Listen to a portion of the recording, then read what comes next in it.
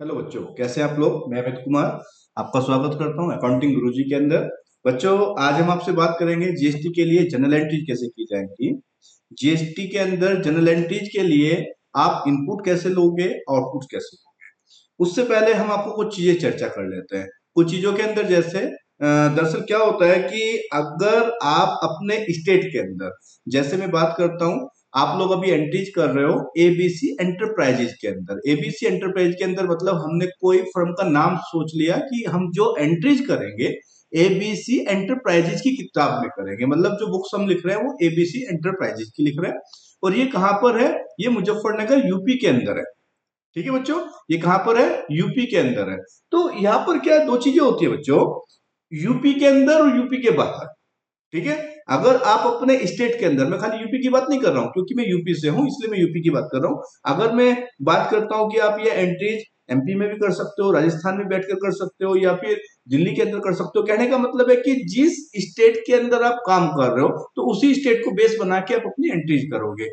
एक तो जैसे अगर मैं बात करता हूं कि यूपी है तो दो चीजें होंगी, या तो यूपी के अंदर की माल की खरीद बेच होगी या यूपी के बाहर माल की खरीद बेच होगी। सपोज करते हैं आप दिल्ली से हो तो एंट्री क्या होगी, या तो दिल्ली के अंदर की माल की खरीद बेच होगी या दिल्ली के बाहर की माल की खरीद बेच होगी। सपोज कीजिए आप राजस्थान से हैं तो राजस्थान के अंदर के लिए या तो खाली राजस्थान के अंदर की ट्रांजेक्शन होगी या राजस्थान के बाहर की ट्रांजेक्शन होगी। ट्रांजेक्शन से मतलब खरीद बेच करना, या तो मतलब आपने अपने स्टेट के अंदर से माल खरीदा और बेचा, या आपने स्टेट के बाहर से माल खरीदा या बेचा।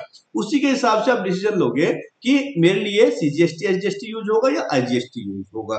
उससे पहले हम आपसे चर्चा कर लें, दरअसल क्या होगा, जीएसटी के रेट्स आपको क्लियर होने चाहिए। जीएसटी के कौन कौन से रेट्स होते हैं बच्चों? 0% भी होता है, 3% भी होता है, 5 होता है, 12 होता है, 18 होता है, 28 होता है और 40 होता है।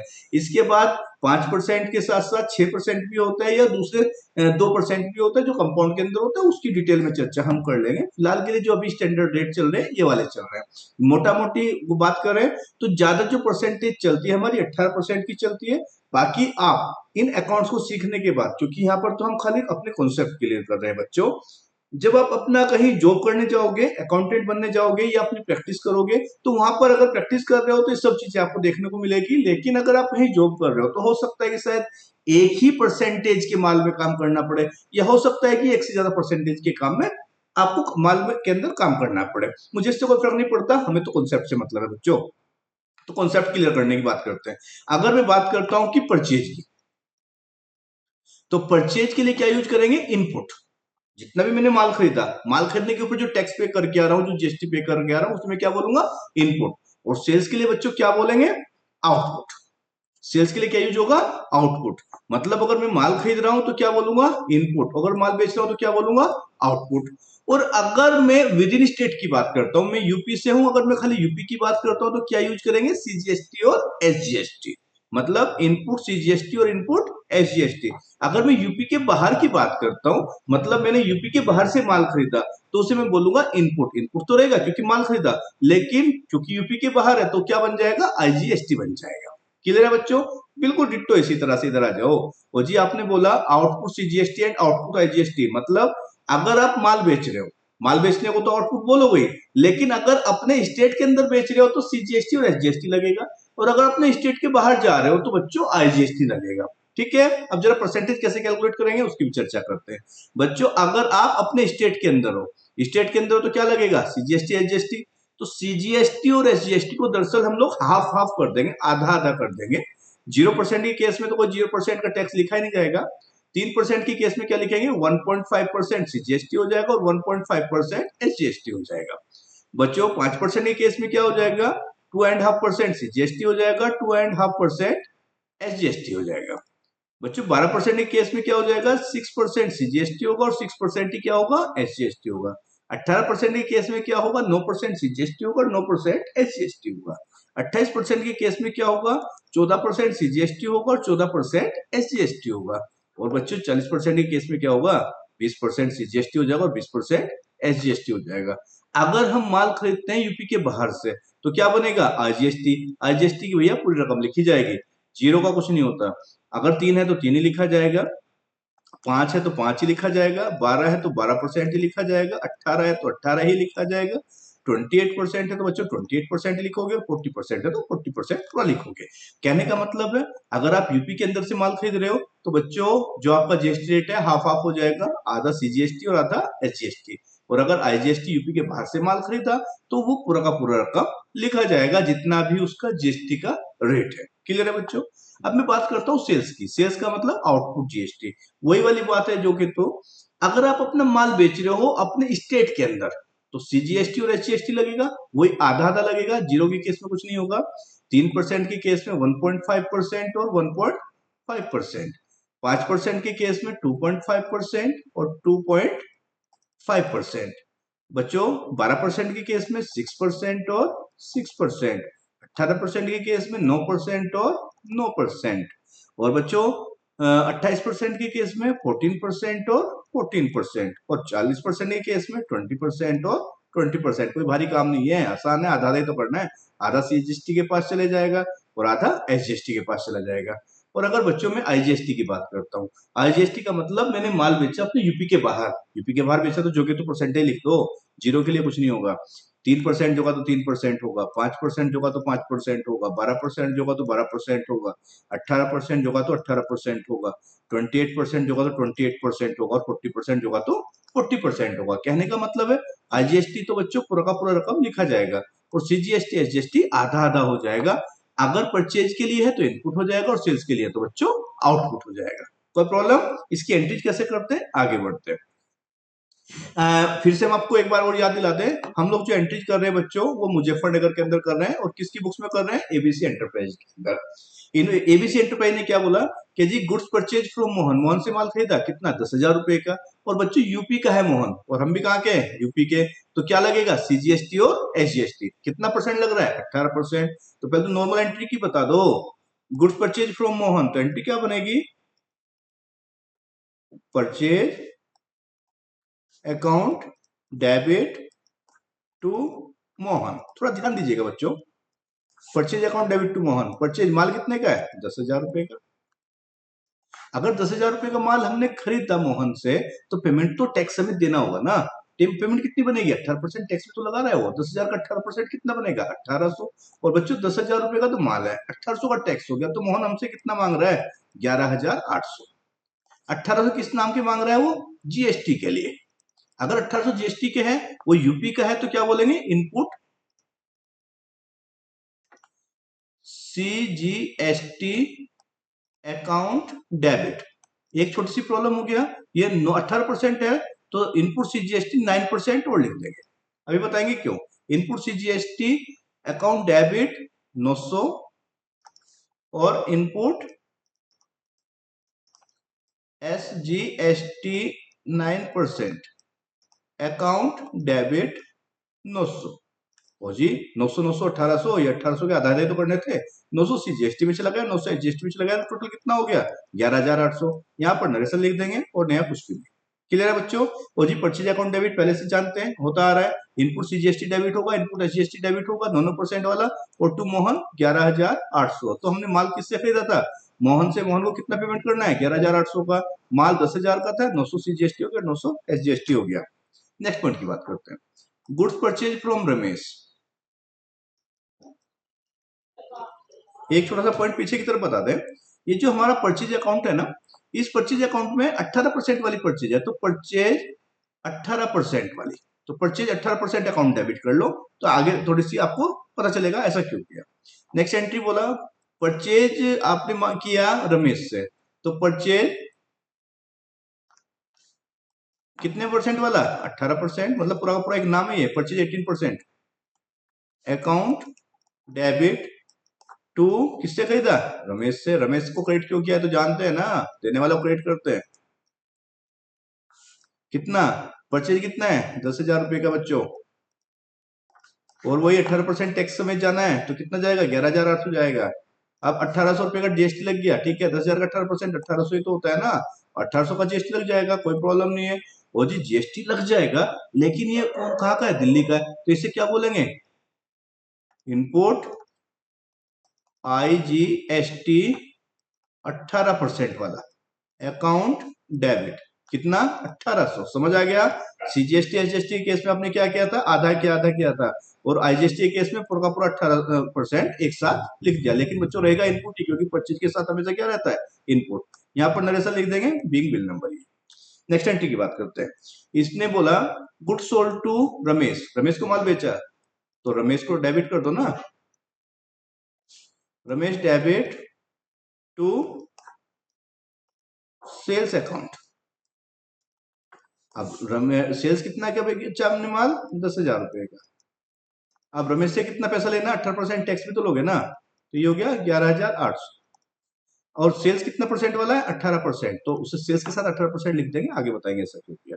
अब जो माल बेचा उसके साथ टैक्स भी आया होगा, मैंने यूपी के अंदर बेचा, तो इसी को बोलोगे टू आउटपुट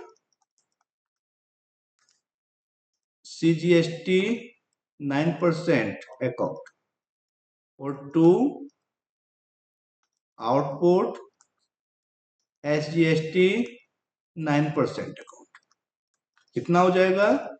900 900, क्योंकि 1800 है, 900 सीजीएसटी हो जाएगा और 900 एसजीएसटी हो जाएगा। और नरेशन आप जो के तो लिख लोगे, उसमें कोई चेंज नहीं है। नेक्स्ट पॉइंट की बात करते हैं। Good sold to Prem of rupee 10,000 बच्चों दिल्ली का है। गुड सोल्ड किया आपने प्रेम को, प्रेम तो पाने वाला हो गया, तो प्रेम को क्या कर दोगे? Debit to sales 18% account. बच्चों सेल्स कितने का है? 10,000 रुपए का है। प्रेम से कितना लेना है? 11,800। आप दिल्ली का है ना, तो आउटपुट तो रहेगा क्योंकि माल बेचा, लेकिन क्या होगा? IGST 18% account. कितना? 1800। मुझे लग रहा कॉन्सेप्ट क्लियर हो गया होगा। कुछ भी नया नहीं है, बेकार की चीज है, खाली एंट्री चल रही है, लेकिन एंट्री क्लियर होनी चाहिए आपको। चलिए अब थोड़ा सा इंटरेस्टिंग पॉइंट देखते हैं, थोड़ा सा हल्का सा इंटरेस्टिंग बढ़ गया। यहाँ पे लिख रहे हैं कि जी good sold to Prem of rupee 10,000। Prem को 10,000 रुपए का माल बेचा, ये दिल्ली के अंदर है, GST 18%। And worth of rupees 50,000, GST है 28%। देखते हैं। फिलहाल के लिए तो हमने प्रेम को माल बेचा दो तरह का, एक तो 10,000 बेचा 18% टैक्स वाला, 50,000 रुपए का माल बेचा 28% के टैक्स वाला। तो प्रेम को तो डेबिट ही होगा, क्योंकि हमने माल तो बेचा, प्रेम डेबिट होगा। तो प्रेम प्रेम को तो बच्चों डेबिट कर दो टू सेल्स 18% अकाउंट। अब ध्यान से सुनो, पीछे हम जो लिख के आ रहे हैं ना 18%, और ये वाला परचेज के साथ भी हमने 18% 28% ये सब लगा रहे हैं। ये इसलिए लगा रहे हैं क्योंकि अब मेरे पास दो तरह का माल हो गया, एक 18% का हो गया, एक 28% का हो गया। अब अगर मैं परसेंटेज ना लगाऊं, इन्हें लेजर को अलग अलग ना करूं, तो पता कैसे चल करोगे कि ये 18% वाला था, 28% वाला था? अभी मैंने क्या 18% अलग लिख दिया और 28% अलग लिख दिया, तो अलग अलग खातों में जाएगा। तो टू सेल्स अकाउंट 18% वाला और टू सेल्स 28% अकाउंट। तो अब दो अलग अलग खाते खुल गए बच्चों। तो अगर दो अलग अलग खाते खुल गए तो अलग अलग रकम जाएगी ना। सेल्स 18% वाला कितना जाएगा? 10,000। 28% वाला कितना जाएगा? 50,000। अब बच्चों हमने प्रेम को माल बेचा, मैं तो टैक्स समेत पैसा लूंगा ना। जो मैंने माल बेचा उसको क्या बोलूंगा? आउटपुट। आउटपुट तो बोलेंगे, लेकिन दिल्ली का है चूंकि, तो आईजीएसटी कितना? 18%। और टू आउटपुट आईजीएसटी 28%। बच्चों 18% 10,000 रुपए के ऊपर लगेगा 1,800, और 28% 50,000 के ऊपर लगेगा, मतलब 14,000। तो टोटल रकम जो बनेगी वो इसके ऊपर लगा दो। टोटल रकम कितनी बनेगी? तब तक कैलकुलेट करो जरा, हमें भी कैलकुलेट करना पड़ेगा। 10,000 हो गया, 50,000 हो गया, 1,800 हो गया और 14,000 हो गया, तो 75,800 हो गया। बता देना चाहिए था कमेंट में। 75,800। टोटल मुझे प्रेम से कितना लेना है? 75,800, जिसमें 18% वाला माल 10,000 का, जिसके ऊपर 1800 का टैक्स लग गया। 28% वाला 50,000 का है, जिसके ऊपर हमारा टैक्स लगेगा 14,000। और बच्चों इन सबका टोटल 75,800 हो गया। मुझे टोटल माल इतने का लेना है। बीइंग इनवॉइस नंबर ये हमने इसलिए बोला, एक ही इनवॉइस के अंदर एक से ज्यादा तरह का माल हो सकता है। मतलब एक आप दुकान पर जा रहे हो, कुछ माल तो आपने 18% वाला ले लिया, कुछ माल आपने 28% वाला ले लिया, तो उनकी एंट्री कैसे करेंगे वो ये है। कॉन्सेप्ट क्लियर होना चाहिए, कोई प्रॉब्लम नहीं होती। नेक्स्ट एंट्री है बच्चों, गुड सोल्ड टू प्रेम। 10,000 रुपए का माल बेचा हमने प्रेम को, तो प्रेम तो डेबिट ही होगा ना, प्रेम पाने वाला हो गया। To sales 18% account, deposit to sales, दूसरा 50,000 भी तो बेचा, वो 28% वाला है। 18% वाला कितना, 10,000, और 28% वाला कितना है, 50,000। अब ध्यान दो, ये यूपी के अंदर हम है, यूपी में माल बेचा तो क्या होगा, टू आउटपुट, सेल के ऊपर तो आउटपुट सीजीएसटी एचएसटी लगेगा ना, तो आउटपुट सीजीएसटी 9%, पहले तो इसके आधा कर लो, टू आउटपुट एसजीएसटी 9%, फिर इसके भी आधे कर लो, टू आउटपुट सीजीएसटी 14%, और टू आउटपुट एसजीएसटी 14%। देखते हैं किस तरह से, 9% मतलब 10,000 रुपए का 18%, 1800, आधा आधा कितना हो गया, 900 900। अब मैं बात करता हूं 28,000 का, सॉरी 50,000 का 28%, 14,000, तो आधा आधा कितना हो गया, 7,000 7,000, टोटल कितना बनेगा, टोटल बनेगा 75,800, करके देख लीजिएगा, 75,800 जाएगा। ठीक है बच्चों, बहुत ही आसान एंट्री है, कोई प्रॉब्लम वाली बात नहीं। फिर भी कोई प्रॉब्लम रह जाती है तो बता देना, आज दोबारा रिपीट कर देंगे, रिवीजन हो जाएगा। नेक्स्ट एंट्री की बात करते हैं। Goods purchase from Prem of rupees 10,000, UP का बंदा है, जीएसटी 18%, मतलब दो अलग अलग तरह का माल अब हम खरीद के आ रहे हैं, पहले बेच रहे थे, कर लेंगे, हमें कोई प्रॉब्लम नहीं है। हम क्या करेंगे, परचेज कौन सी परसेंट वाली, 18%, अकाउंट डेबिट, चाहे तो आप 18% पहले भी लगा सकते हो, लेकिन पहले लगाने से एक दिक्कत आएगी, जिस समय हम एंट्री करेंगे टेली के अंदर या कोई दूसरे सॉफ्टवेयर के अंदर, तो हमें परचेज की बजाय 18% लिखना पड़ेगा पहले, लेकिन परचेज लिख लेना चाहिए पहले। आप लोग परचेज लिखा करो, वो कौन सी वाली, 18% वाली, फिर परचेज कितने परसेंट वाली, 28%, अकाउंट डेबिट। अब टू किससे खरीदा था, प्रेम से, देखना जरा, 18% वाली तो 10,000 है बच्चों, 28% वाली 50,000 है, लेकिन टैक्स भी तो है, खरीद के ऊपर क्या बोलते हैं, इनपुट, अभी यूपी से है, तो क्या होगा, इनपुट सीजीएसटी 9% अकाउंट डेबिट, और जी इनपुट एसजीएसटी 9% अकाउंट डेबिट, और जी अब 14% को उठा लो, 28% को 14% इनपुट सीजीएसटी 14% अकाउंट डेबिट, और जी इनपुट एसजीएसटी 14% अकाउंट डेबिट। बच्चों थोड़ा सा राइटिंग खराब है, समझ लेना, इतनी बुरी भी नहीं है, लेकिन थोड़ा जब हम बोल रहे हैं तो शायद सुन के भी आपको जल्दी समझ आ जाए। तो ये 18% है, तो 1800 का मतलब 900 900,